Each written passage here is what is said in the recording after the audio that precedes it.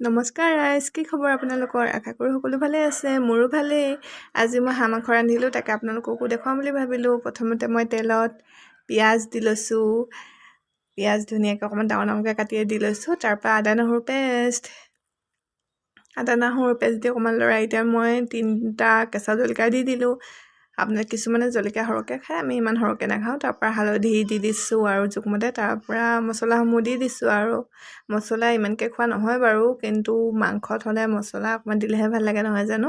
তাৰপৰা দি দিছোঁ মই হাঁহ মাংসখিনি ইমান ধুনীয়া নহয়, মঙহহাল আৰু খোৱাৰ পিছতহেতো ভিডিঅ'টো এডিট কৰিছোঁ আৰু বহুত তেলি, মানে খাই বহুত ভাল লাগিলে।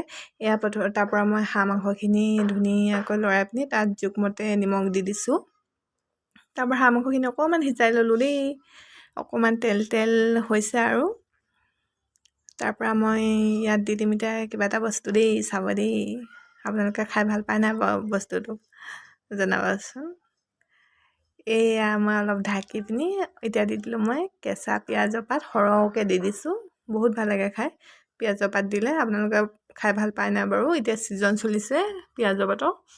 তাৰপৰা এইখিনি সিজাৰ পিছত এতিয়া মাংসত মই দি দিম জাতিলাও দি দিছোঁ। তাৰপৰা সৰু আলুগুটি, অসমীয়া আলুগুটি বুলিও কওঁ, সেই আলুগুটি ডাঙৰ আলুগুটি নাছিলে, সেইবাবে সৰু আলুগুটিয়ে দি দিছোঁ আৰু তাৰপৰা এতিয়া ভালদৰে লৰাই দিছোঁ আৰু গোটেইখিনি। তাৰপৰা ঢাকন মাৰি দি দিছোঁ সিজালে, মাজে মাজে লৰাই আছিলোঁ দেই। তাৰপৰা এইখিনি সিজিয়ে গ'ল প্ৰায় জাতিলাওখিনি। তাৰপৰা মাজে মাজে লৰাই থাকিলোঁ আৰু সেইটো দেখুওৱা নাই ইমানকৈ, কিমান দেখুৱাই থাকিম, সেইবাবে নেদেখুৱালোঁ আৰু। তাৰপৰা মই গৰম পানী কৰি থৈ দিছিলোঁ, গৰম পানী দি দিছোঁ, অকণমান সৰহকৈ দি দিছোঁ। তাৰপৰা এতিয়া আৰু মই ঢাকন মাৰি থৈ দিম আৰু সিজিলে মানে সিজিলে আৰু উতলালে আৰু। এয়া দেখিছেনে বাৰু, মোৰ হাঁহ মাংস ৰেডি হৈ গ'ল। কেনেকুৱা লাগিছে বাৰু দেখিবলৈ জনাবচোন দেই।